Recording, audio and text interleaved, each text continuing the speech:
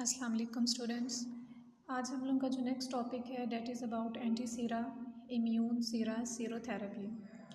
Basically इस chapter के अंदर हमने जो है वो सीरम्स के बारे में स्टडी करना है कि जो एंटी सीरम्स होते हैं किस तरह से वो बॉडी के अंदर जाकर इम्यूनिटी डेवलप करते हैं और हमें डिज़ीज़ या फिर इन्फेक्शन से प्रोटेक्ट करते हैं।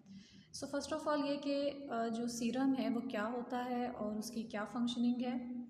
सीरम जो है वो बेसिकली ऐसी केमिकल कंपोजिशन है, ऐसा केमिकल सब्सटेंस है जिसके अंदर हमने ब्लड में से ही कुछ सेल्स लेने होते हैं। वो जो ब्लड है वो ह्यूमन का भी हो सकता है, किसी एनिमल का भी हो सकता है, और उसके साथ जो है ना वो हम फर्दर प्रिपरेशन वगैरह करवाते हैं। मतलब ये कि जो सीरम्स हैं वो इस तरह से रेडी होते हैं कि हम लोग जो है किसी भी पेशेंट का ब्लड ले लेंगे और ब्लड लेने के बाद हमने जो है वो क्या करना है, उसके अंदर कुछ स्पेसिफिक किस्म के एंटीजेंस ऐड करने हैं जिससे हमें ये बात पता लग जाएगी कि इसकी बॉडी के अंदर इस चीज़ से इन्फेक्शन है या नहीं है। तो सिंपल जो सीरम्स होते हैं ये हमारे पास ऐसी प्रिपरेशंस होती हैं जो हमने पेशेंट्स को लगानी होती हैं और इनके अंदर एंटीबॉडीज़ मौजूद होती हैं जो कि बॉडी को प्रोटेक्ट करने का काम करती हैं। और इसमें जो सबसे स्पेसिफिक बात है वो ये कि ये ब्लड से बनाई जाती हैं। वो ब्लड ह्यूमंस का भी हो सकता है, वो एनिमल्स का भी हो सकता है। इट डिपेंड्स ऑन कि हम किस कैटेगरी के लिए या किस स्पेसिफिक स्पीशी के लिए जो है वो सीरम बना रहे हैं। दूसरा ये कि इसका फ़ायदा ये है, ये इमीडिएट रिस्पांस देता है हमें। मतलब ये कि सीरम्स जो है उनकी इफ़ेक्टिवनेस बहुत ज़्यादा होती है। जैसे ही बॉडी के अंदर सीरम को इंजेक्ट करवाया जाता है, इनकी जो वर्किंग एबिलिटी होती है वो बहुत ज़्यादा इन्हेंस्ड होती है और ये फ़ौरन से अपना रिएक्शन दिखाते हैं। दूसरा ये कि जो एंटी सीरम्स होते हैं ये बिल्कुल वैक्सीनेशन की तरह यूज़ होते हैं, या इनको हम फाइलेक्टिकली भी यूज़ कर सकते हैं या फिर थेराप्यूटिकली भी। अब इन दोनों में क्या डिफरेंस है? एक चीज़ होती है प्रोफाइलेटिक और एक चीज़ होती है थेराप्यूटिक। Pro means before.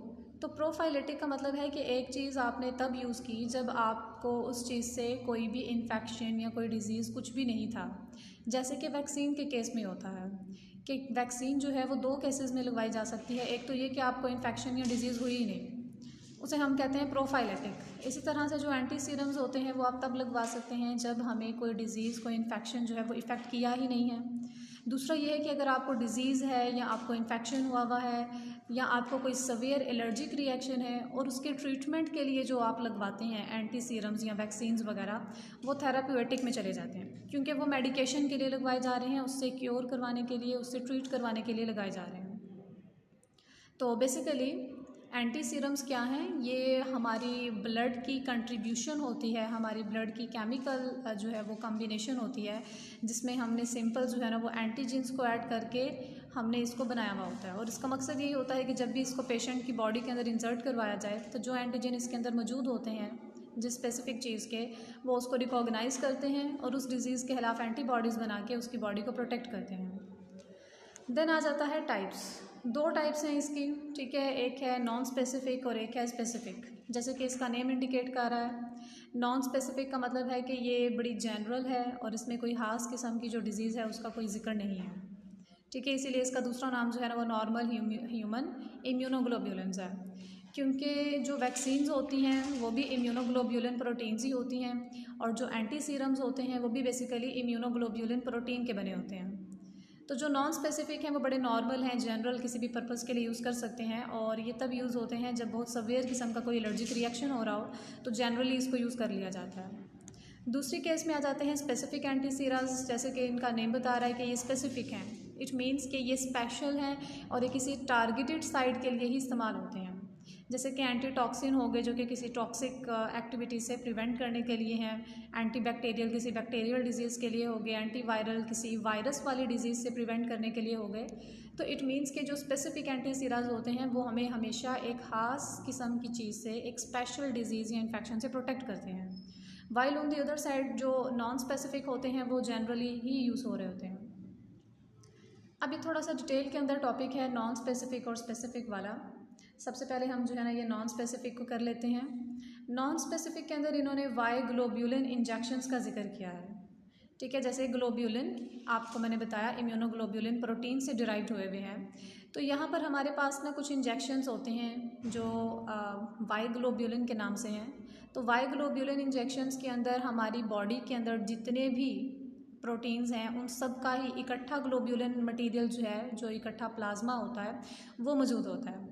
देखें क्योंकि ये नॉन स्पेसिफिक है तो हमें नहीं पता कि बॉडी के अंदर कौन सी टारगेटेड साइट है जिस पे इसको एक्ट करना चाहिए। और दूसरी बात मैंने आपको बताई कि ये कोई एलर्जिक रिएक्शन में होगा इमरजेंसी के केस में। लेट्स से कि कोई पेशेंट है और उसकी जो है ना इमरजेंसी में बहुत ज़्यादा कंडीशन ख़राब हो चुकी है या नहीं समझ आ रहा कि इसको किस चीज़ जो है ना उससे इन्फेक्शन हुआ है या कौन सी चीज़ है जो उसकी बॉडी पे सवियर किस्म का एलर्जिक रिएक्शन दिखा रही है, यहाँ भी टेस्ट वगैरह नहीं करवाए गए, तो उसको फिल वक्त थोड़े टाइम के लिए टेम्परेरी तौर पे उसको ट्रीट करने के लिए कि उसको उस चीज़ से जो है थोड़ा सा रिलीफ मिले, हम उसको ये नॉन स्पेसिफिक एंटीसीराज लगाते हैं। क्योंकि अभी हमें खुद भी क्लियर नहीं है कि उसको किस चीज़ से एलर्जी है या किस चीज़ का इन्फेक्शन उसकी बॉडी में फैला हुआ है।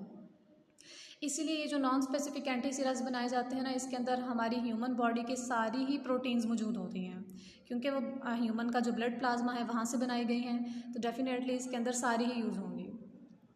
फिर ये है कि इनके अंदर ये तमाम तरह की जो हमारे इम्यूनोग्लोब्यूलिन्स हैं, ये सब के सब कंपोनेंट्स इसमें होते हैं। इम्यूनोग्लोब्यूलिन ए है, जी और एम। वैसे टोटल 5 टाइप्स हैं, लेकिन एक ये जो 3 कैटेगरीज़ हैं वो इसके अंदर मौजूद होती हैं। यही वजह है कि अगर कोई थ्रेटनिक कंडीशन हो, हमें पता हो कि इस पेशेंट की हालत बहुत ख़राब है और उसकी लाइफ जो है वो बिल्कुल ख़तरे में है या बहुत ज़्यादा इन्फेक्शन फैल चुका है और हमें समझ भी नहीं आ रही, तो हम उसको नॉन स्पेसिफिक एंटीसीराज लगा देते हैं। ठीक, तो ये जो इन्फेक्शंस वगैरह होते हैं ये उसको ट्रीट करने के लिए बहुत ज़्यादा रिलीफ देती है और बहुत जल्दी काम करती है। दूसरा ये कि हम इसको बैक्टीरियाज या वायरस, क्योंकि ओवरऑल है ना, जनरल है, तो हम इसे किसी भी चीज़ के लिए यूज़ कर सकते हैं। इट डज़न्ट मैटर कि हम वायरस के लिए कर रहे हैं, बैक्टीरिया के लिए कर रहे हैं या फिर कोई फंगल डिजीज़ है, कुछ भी है, हम इसको जनरली यूज़ कर सकते हैं। दूसरी बात यह है कि जो नॉन स्पेसिफिक एंटीसीरा है ये हमने ह्यूमन ब्लड से भी प्रिपेयर किया हुआ है और एनिमल ब्लड से भी किया हुआ है, तो इट मीन्स कि ये बहुत ज़्यादा टॉलरेटेड है, यानी कि बहुत ज़्यादा स्टेबल है, मैनेजेबल है। इसको हम ह्यूमंस को भी लगा सकते हैं और जो है एनिमल्स वगैरह उनको भी कुछ खास किस्म के ट्रीटमेंट्स के अंदर इनको यूज़ कर सकते हैं। इसका कोई भी साइड इफ़ेक्ट नहीं है। दूसरी तरफ जो है हमारे पास है स्पेसिफिक एंटीसीरा। जैसे मैंने आपको बता दिया कि ये किसी स्पेसिफिक चीज़ के लिए जो है वो यूज़ हो रहे हैं, तो इट मीन्स कि अगर हमें पता है कि ये पेशेंट है और इसकी बॉडी में इस चीज़ को लेके इन्फेक्शन फैला हुआ है, इस वजह से इसको डिज़ीज़ है, हमें ऑलरेडी ये बात कंफर्म है कि उसको कोई वायरल डिज़ीज़ है, कोई बैक्टीरियल डिज़ीज़ है या फिर कोई फंगल इन्फेक्शन है या कोई इसको एलर्जी हुई हुई है, तो फिर हम स्पेसिफिक एंटीसीरा देते हैं जो कि सिर्फ स्पेसिफिकली उसी के लिए होता है। जैसे कि इसकी एग्जांपल के अंदर इन्होंने डिप्थेरिया की एग्जांपल दी हुई है जिसे खन्नाक कहते हैं। फिर गैस गैंग्रीन का जिक्र है, ये बहुत सवेयर किस्म का एलर्जिक रिएक्शन है जो कि मसल्स के ऊपर जाके अटैक करता है। देन हमारे पास टेटनस आ जाता है। उसके बाद स्टेफाइलोकॉक्सस एंटीटॉक्सिन्स हैं, ठीक है। स्टेफाइलोकॉक्सस जो है बैक्टीरिया की एक स्पेसिफिक टाइप है जो कि बैक्टीरियल डिजीज़ काज करती है। तो इसका मतलब ये है कि अगर हमें ऑलरेडी अंडरस्टूड हो कि जो भी डिज़ीज़ है वो कोई बैक्टीरियल है, कोई वायरल है, तो फिर हम स्पेसिफिक एंटीसीराज देते हैं। तो आज हमने जो है वो सीरम्स की, एंटी सीरम्स का इंट्रोडक्शन किया, डेफिनेशन, और देन हमने जो है ना उसकी 2 स्पेसिफिक टाइप्स जो हैं वो डिस्कस की हैं। बाकी जो है हम नेक्स्ट टॉपिक के अंदर करेंगे। ओके जी, अल्लाह हाफिज़।